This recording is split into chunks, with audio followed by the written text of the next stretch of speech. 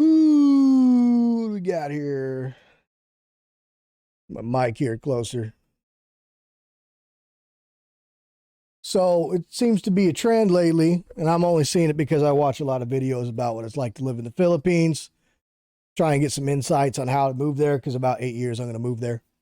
And I'm seeing this thing pop up about Western women getting mad at guys marrying foreigners, namely women from Southeast Asia. It seems Philippines and Thailand seem to be the target. Now, I am what they call a passport bro. I did marry a Filipina. I did go overseas. I was over there. We had a business over there. I am close with her family, a lot closer with her family than was ever with my family. And so there's some things that they've said that I don't agree with. And honestly, I don't usually do retorts on things I see on the internet because the internet's full of shit that pisses me off. And I would be doing it all the time if I did. And I'd probably not have very many friends because I'm kind of opinionated on a lot of subjects, mainly because I have a lot of experiences. And so I'm very set in what I view about things because of those experiences. So we're going to go down some claims they made in a lot of these videos. And a lot of people have done retorts to this. So it's not common. It's not going to be like super hot topic. There's a lot of support for people like me and what we think. So I'm going to go down and give my take on it because mine's not, our situation isn't super typical. It's a little typical, but not super typical.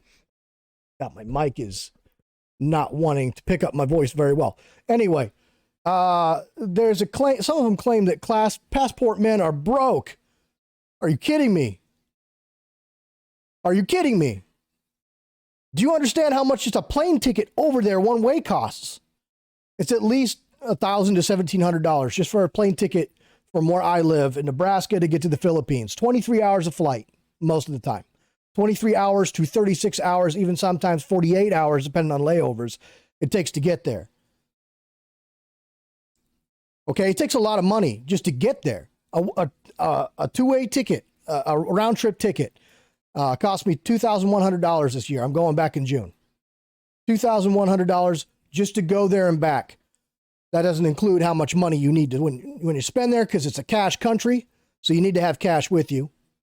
You know, I bring a lot because I like to buy gifts for everybody. You know, that's what I like to do. Our money does go a lot farther there in the Philippines because they have a smaller economy. So our dollars are worth a lot more there than they are here. I can eat, you know, especially since I eat at the regular local markets and from the farmers and the fishermen that buy there, that bring their stuff there. I can eat, honestly, if I wanted to, for $3 USD a day. Fresh seafood.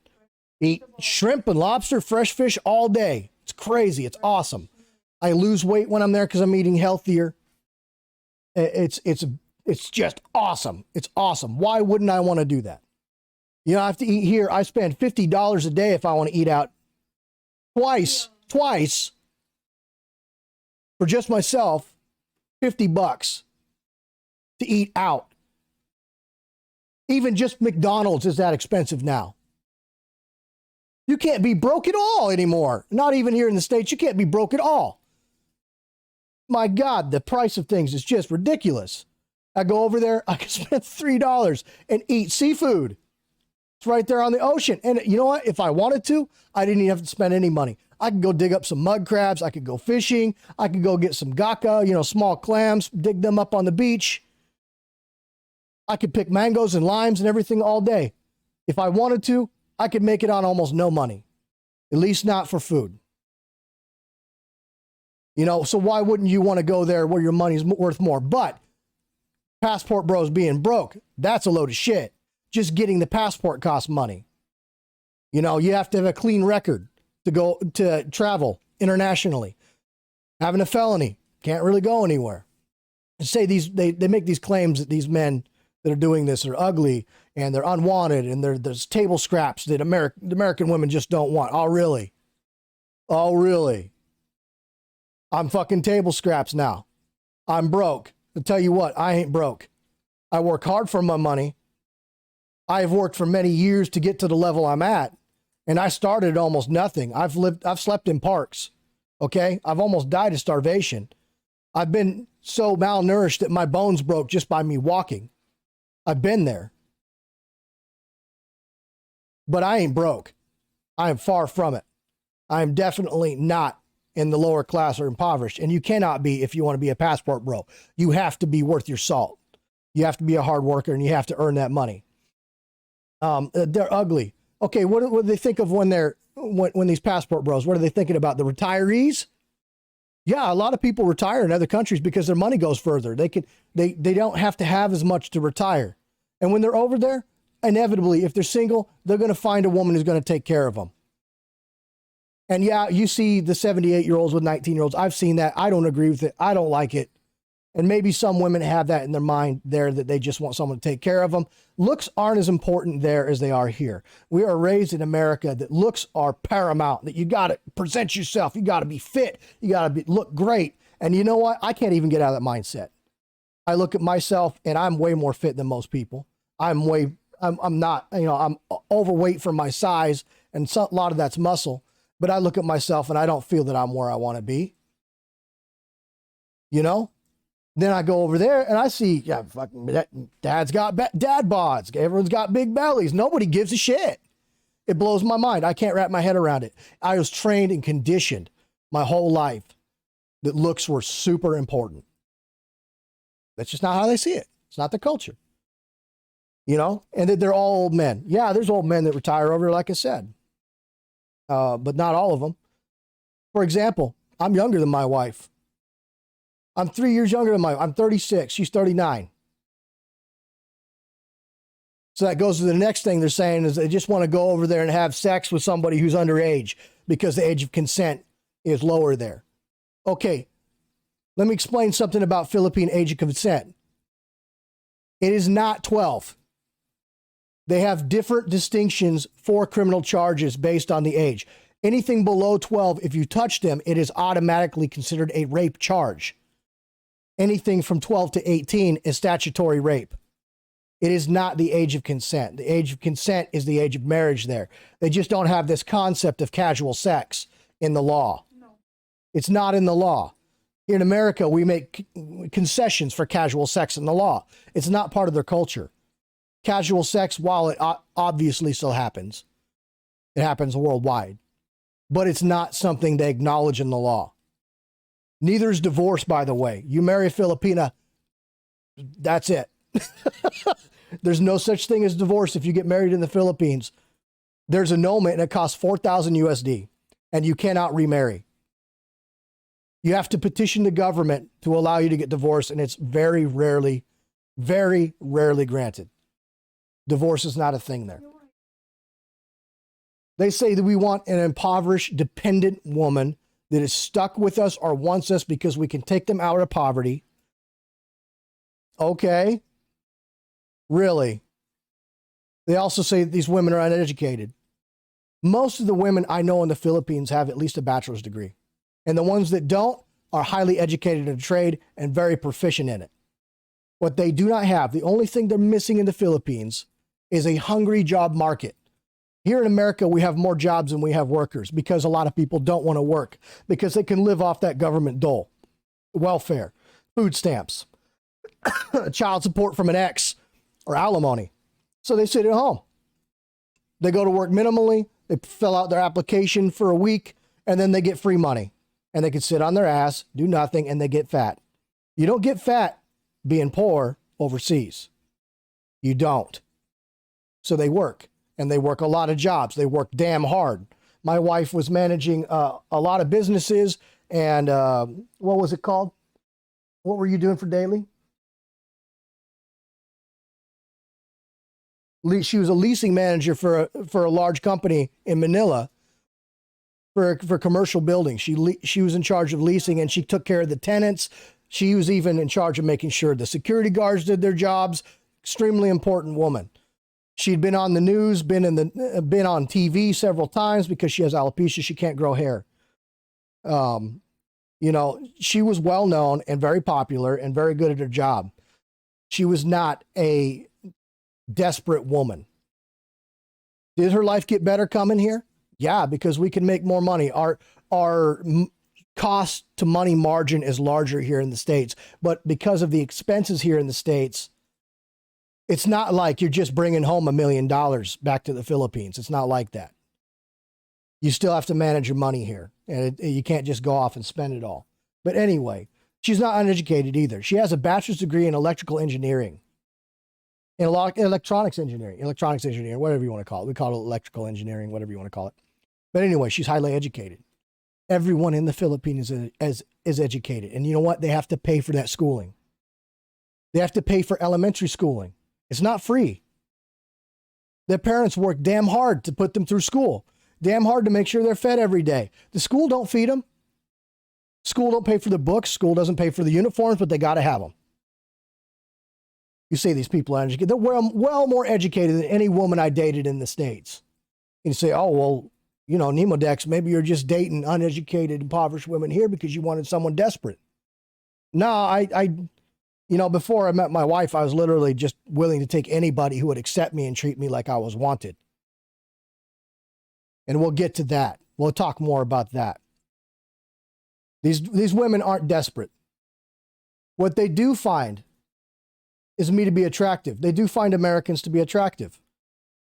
And maybe all of them don't. There's always exceptions. But when I was over there, I could walk around and people didn't look at me like I was just a fucking piece of meat.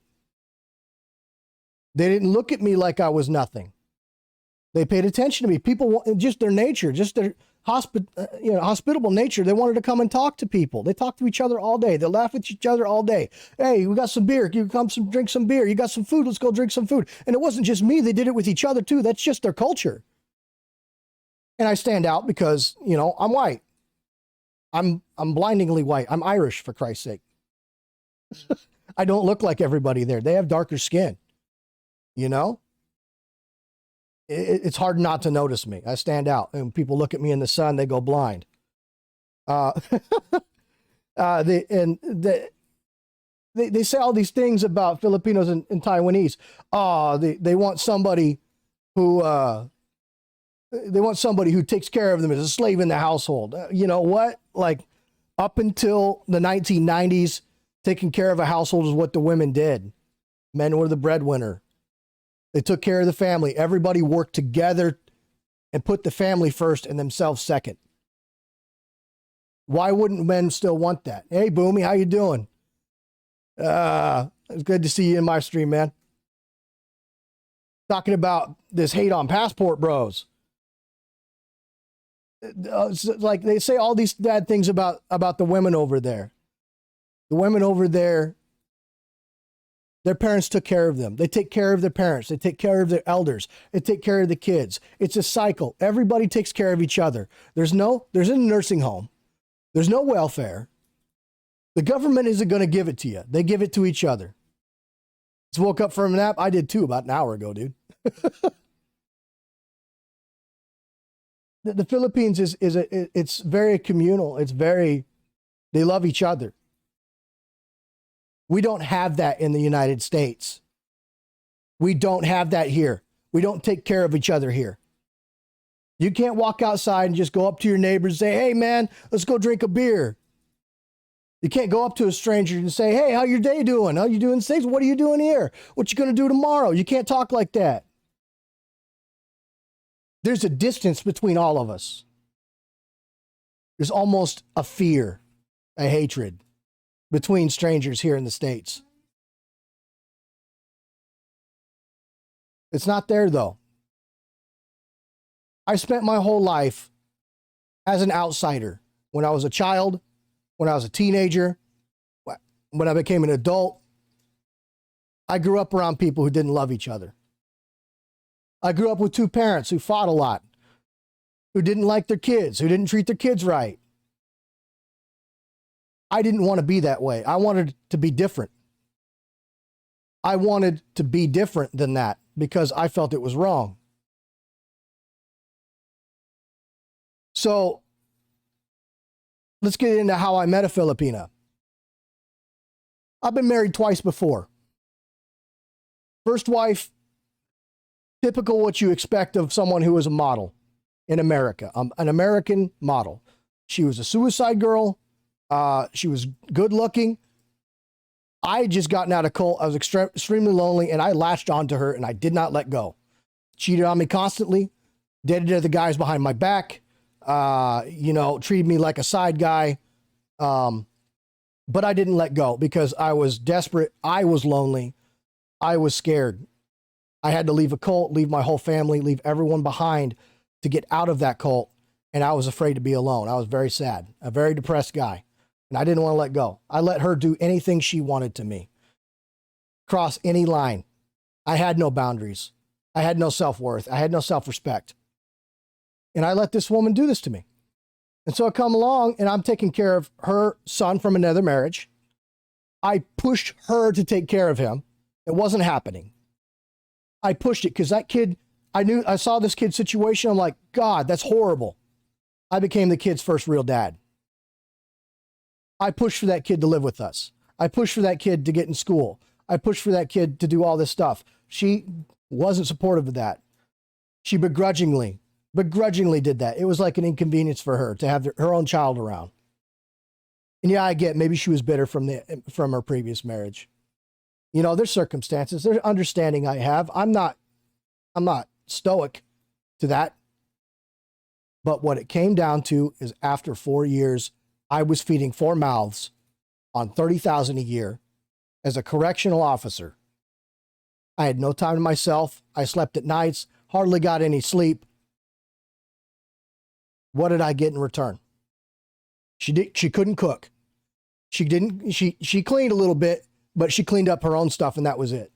Spent my money on corsets and Demonia boots. Still wanted to look good, still wanted to rock it. But it wasn't for me. She went to bars and did that for other men on the weekends while I took care of the kids. Wasn't supportive of me. When I got MRSA on my leg, there wasn't an ounce of concern for my health or my well-being. I'd take care of that myself. Couldn't even hold my son for 6 months. Everything about my son's life was on her schedule. It was convenient for her. And I became more depressed than I'd ever been in my life, more desperate for any kind of attention I could get. And eventually our marriage broke down. And she's actually the one that initiated divorce. I wanted to work it out, but she wasn't willing to give me any support, to treat me, to validate my feelings, to validate me as a human being. There's a stereotype, I think it's been around since the 90s, that men just want to fuck. They just want to have sex. Men are stoic. Men are toxic masculinity ever since third wave feminism in the 1990s. That's how men are viewed. But it's not. It's not how men have ever been. Men need love too. Men want support. Men want someone who's got their back and helps them through life. Life's tough, especially as a man. When you're walked on, you're not looked at, you're not paid attention to. Nobody's concerned with your well-being. You have to be concerned with yourself and other people's, and that's what being a man is like. So that first marriage, it kind of sucked from start to beginning. Even if I was deluded, just happy to have someone with me, it was really a bad situation. And I've been married twice, remember. I'll talk about the second one later. There's these comments that American women think women are slaves if they care for the household. What are you doing when you're single? Are you not feeding yourself? Are you not doing your own laundry? You're a single mother. Are you not caring for that kid's needs? I know some of them don't. I know a lot of women that say my child's my world is a total line of shit. It is an excuse to blow other people off. It is an excuse not to get your shit together. It is an excuse not to do all the things you don't want to do because you're tired. Life's tough. Life sucks. You know what? That's just how it is. Everybody's got burdens they got to bear. But to say that, and a man who expects a woman to cook and clean is making him a slave, that's ridiculous. You're doing it for yourself your whole life. Why not do it for your man when he's out working? You want to be a stay-at-home mom. God, that's a dream. That's a dream for the man, for the child, and the woman. I don't understand why people don't want that. I don't get it. It's a dream. Man doesn't have to worry about the household. He can come home to a clean house, food, and wash clothing. The woman gets to sit on social media when she's not doing stuff. She gets a clean house, cooks. She doesn't have to worry about money, a boss, shitty coworkers. And she gets to raise the kid in her image and her mindset. Mostly in her image and her mindset. And then on the weekends, they get to do things together. It gives an opportunity for them to spend time as a family. What would be wrong with that? Why wouldn't you want that? There's no closer bond you could have. And there's this other comment that they think these women from other cultures who cooperate and put themselves last in the family first, not the man first, the family first, are submissive. How's that submissive? It's selfless. There's no amount of strength that is higher than that, than giving of yourself for your family's interest. That's what a man's supposed to do. That's what they're demanding the man do. Give of yourself. Give me your money. Give me your time. Give me everything I want. Let me fuck other guys while you're off at work. Let me go out and drink when you're on your weekend and take care of the kids for me. That was my life. I've been through that. I've been through it with girlfriends too. Not just the ex-wives. I've had a lot of girlfriends. I had no trouble finding women. I had no trouble finding women, and I wouldn't if I was still single. It's just that I don't want those women. There's a culture on the internet, and it's honestly among vapid, very stupid, uneducated women. They're just deluded and conceited and just super narcissistic that they don't want a man who isn't 6 feet tall. Doesn't have a 6-inch dick. But you know what? Finding a man with over a 6-inch dick in America is not too hard. The average is like 5.7 inches in America. And it's known worldwide that American men have on average a larger dick than in other countries. And if you don't have a 6-inch dick, maybe you're just too loose. I don't know. And then they say they want a man who makes 6 figures. Okay, get the combination here. 6 feet tall, 6-inch dick, makes 6 figures. They call it the 666 rule. The devil's rule, or whatever they want to call it. Okay, the amount of men, I think I saw a statistic, that are 6 feet tall, have a large wiener, and make over 6 figures in America, who will also be loyal and take care of you, is less than 1% of men. Here's a note for you. I fit 2 out of those 3 bills. 2 out of those 3 rules. I'm 5'9".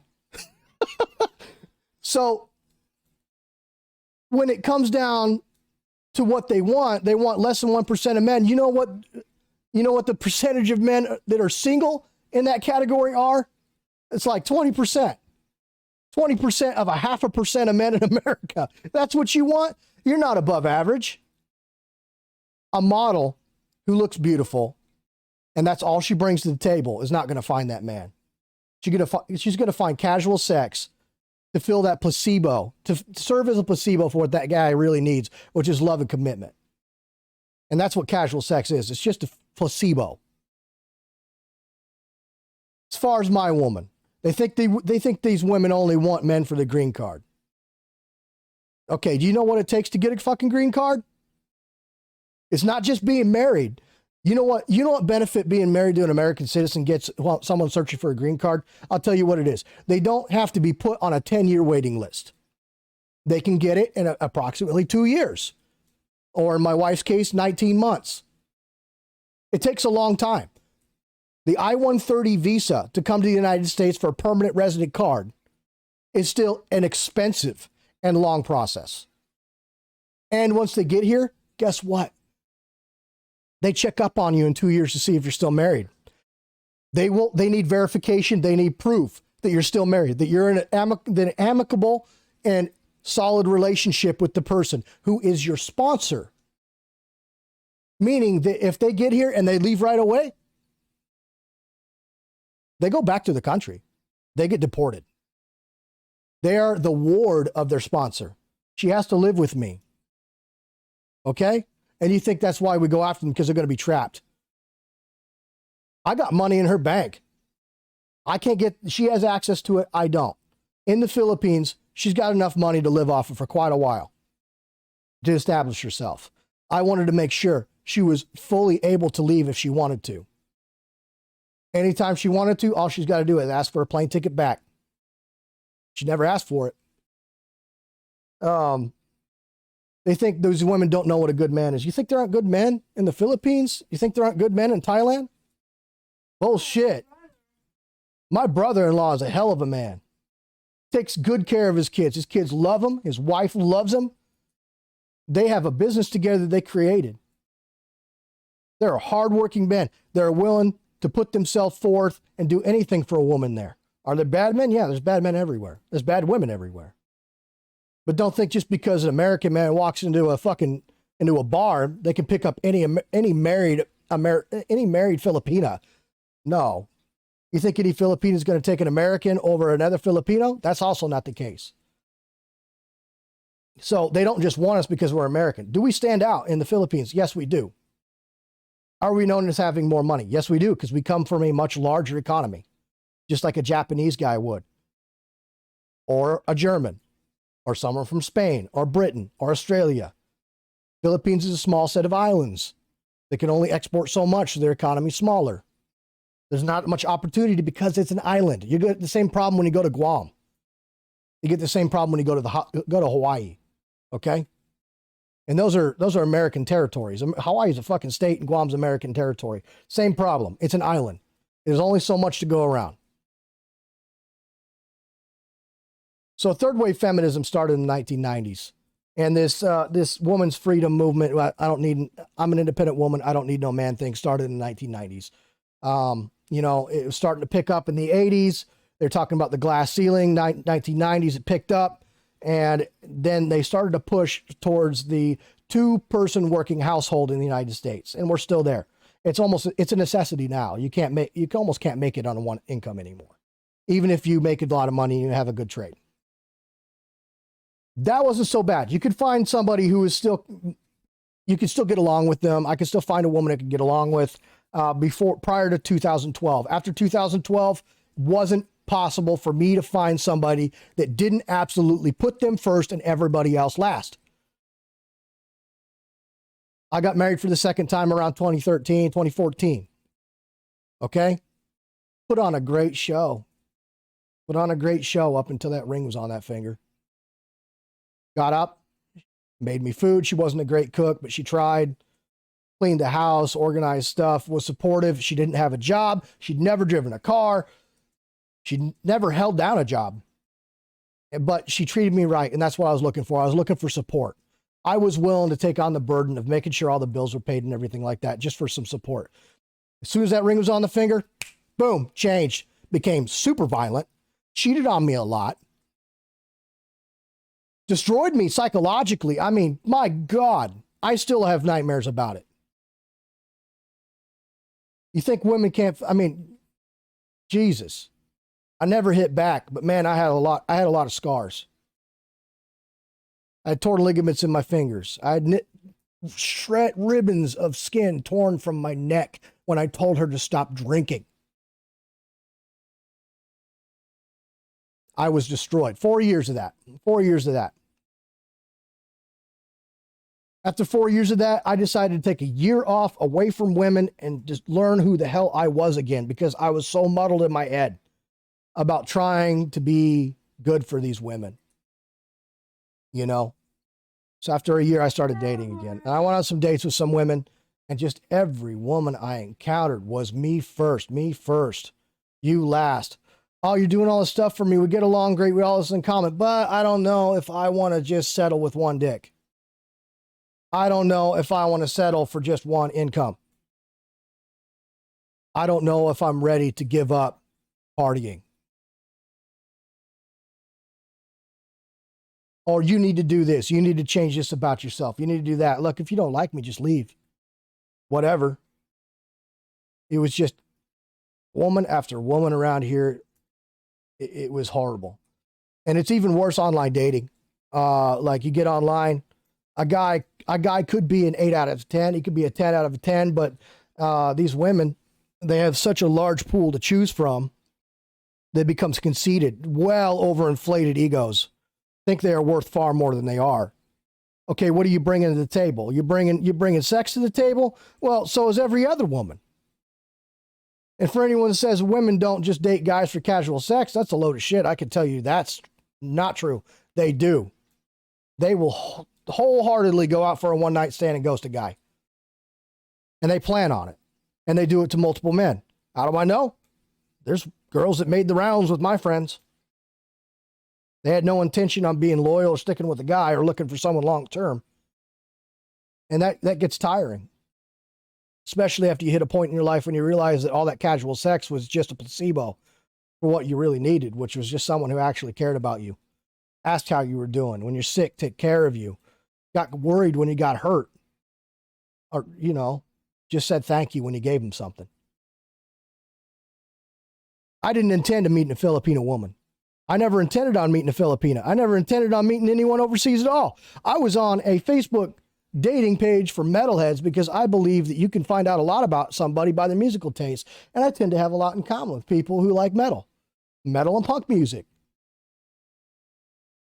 So I see this girl on there that doesn't have any hair. I'm like, well, she shaves her head. That's pretty punk. Maybe we'll get along. We go to some concerts together, blare the same music. It'd be pretty cool. I didn't even know she was from Philippines. She was Asian, though. I like Asians. I like how they look. I think they're attractive. Always have, always will.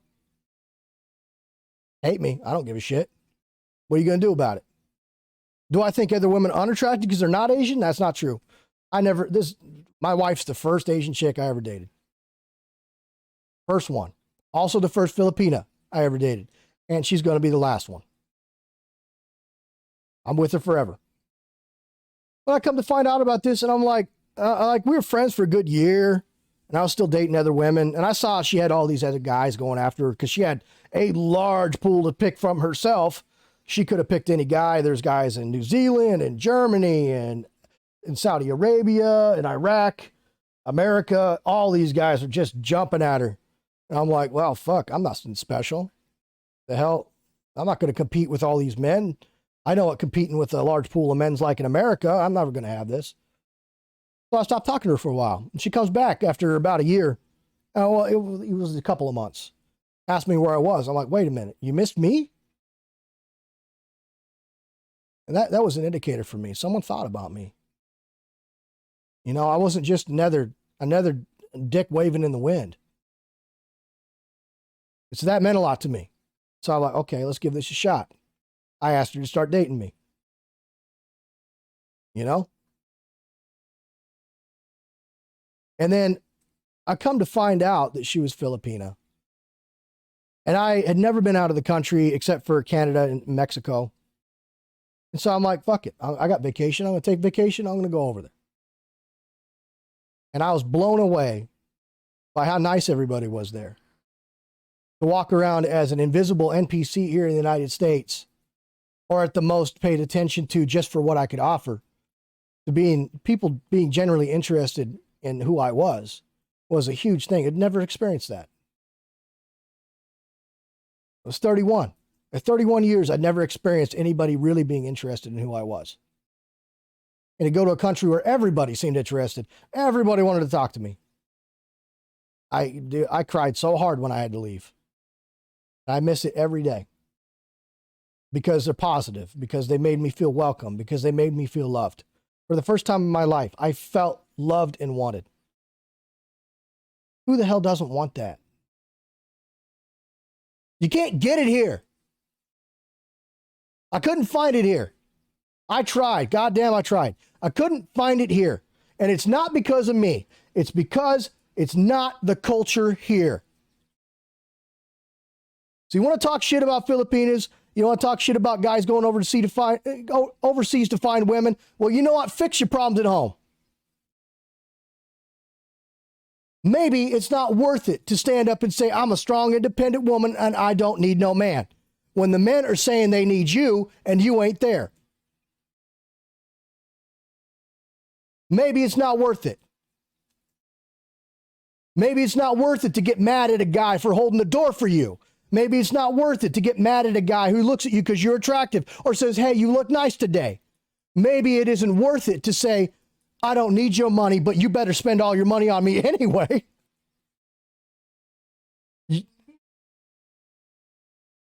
Maybe it ain't worth it. Plan on more men doing this. More hardworking men who can earn their money are going to do this. You know why? Because they're getting what they're giving with these women. They are getting back what they are giving to them. When here, they give and they give and they give and they get sucked dry by a leech. Why wouldn't they go somewhere where they can get what they give? And you know what? It didn't have to be a Filipina that gave this to me. It could have been anybody. Goddamn, didn't I want that from my 2 ex-wives? Did I ever want to be in 2 failed marriages? Did I ever want that? No, I didn't want that. I taught my first wife how to go to work, how to get a job, how to take care of herself. I taught her how to drive. I bought her first car. You know, I did everything I could to make her feel good about herself. Told her she was beautiful every day, made her feel appreciated. I didn't get that back. First wife, same thing. Took care of her, gave her everything, made her feel loved, just wanted even a hug.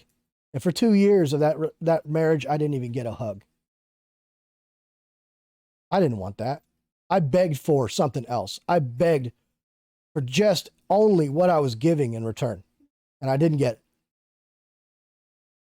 My wife now, the Filipina, gives me what I give her and more. She could have given that to any guy, but she chose to give it to me. She had options. She had every option beyond me, but she chose me. And I wasn't the only American she could have chose. If you think she's just going for a foreigner. She chose me for a reason.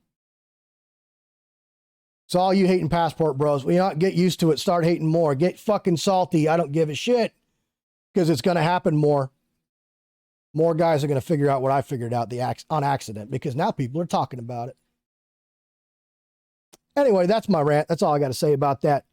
I'm a passport bro, and I'm going to be tagging everything I got passport bro because anybody who talks shit about the Philippine culture or my wife, they got some words. I got some words for them. I really do. Anyway, we're going to play Wulong. Anybody stay through that rant? I'm going to switch it over here to intermission here so I never break that. I'm putting that up on YouTube. And it'll never be monetized because I curse so much. But you know what? Miggy's still here. You know, let's read some chats here. Boomy stopped in. I'm happy Boomy stopped in. His brain's not working. He just woke up a little bit. Hard to understand.